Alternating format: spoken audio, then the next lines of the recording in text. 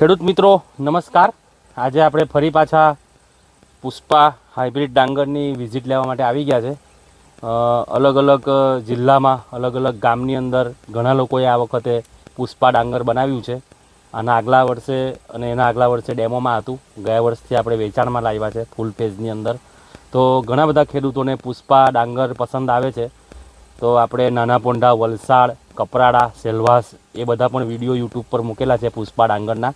આજે આપણે આવ્યા છે જંખવાવ। કયું ગામ છે ભાઈ? સેલાળપુર। સેલાળપુર ગામની અંદર આવેલા છે જંખવાવની અંદર। તો આપણી સાથે કનુભાઈ છે, તો એમનો આપણે વિગતવાર રિવ્યૂ લઈએ। કનુભાઈ, આ તમે કયું ડાંગર બનાવેલું છે? પુષ્પા। અને કેટલા કિલો ટોટલ બનાવેલું છે? 21 કિલો। 21 કિલો ડાંગર બનાવેલું છે કનુભાઈ। અને ક્યાંથી આની ખરીદી કરેલી? નેત્રંગ ગાંધી એગ્રોમાંથી। ગાંધી એગ્રો નેત્રંગમાંથી એમણે ખરીદી કરેલી હતી। આ જો પુષ્પા ભાતની કંઠી જોઉં તમે, 90 થી 100 દિવસમાં પાકી જતી આ જાત છે। ખૂબ જ સારું એનું પરિણામ આપને જોવા મળે છે અત્યારે ખેતરની અંદર। પુષ્પા ડાંગર આટલી લાંબી કંઠી છે એની, જો।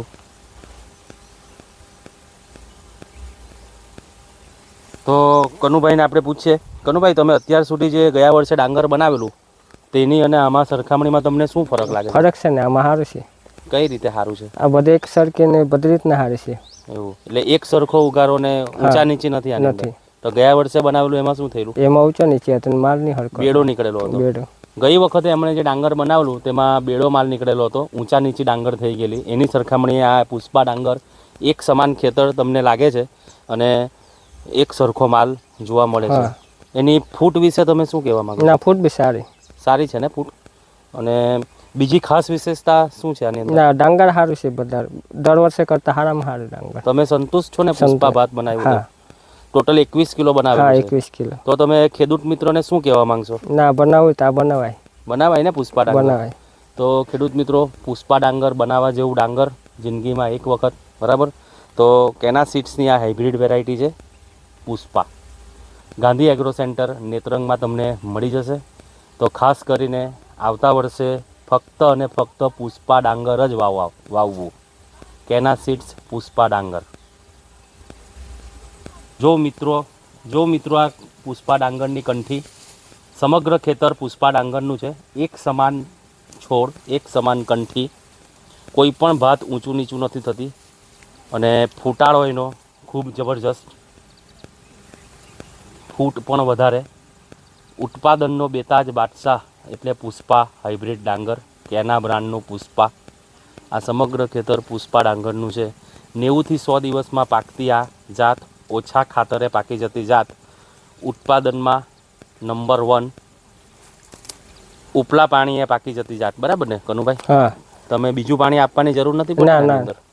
વરસાદના પાણીએ જ પાકી જાય છે, બીજું ખાતર પણ બીજું પાણી પણ આપવાની જરૂર પડી નથી।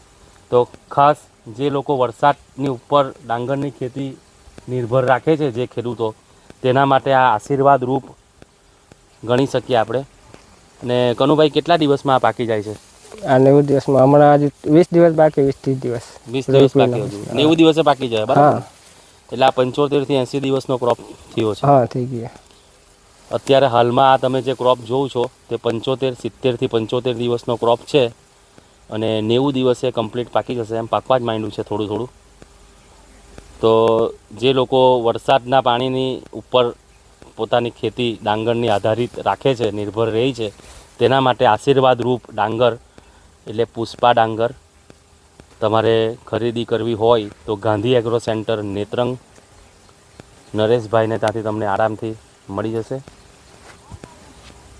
ઘણા બધા ખેડૂતોએ આ વર્ષે પુષ્પા ડાંગર અપનાવ્યું છે અને એમને ખૂબ સારા પરિણામો મળેલા છે। એકવાર અજમાવો અને વારંવાર અપનાવો એવું કેના બ્રાન્ડનું પુષ્પા ડાંગર।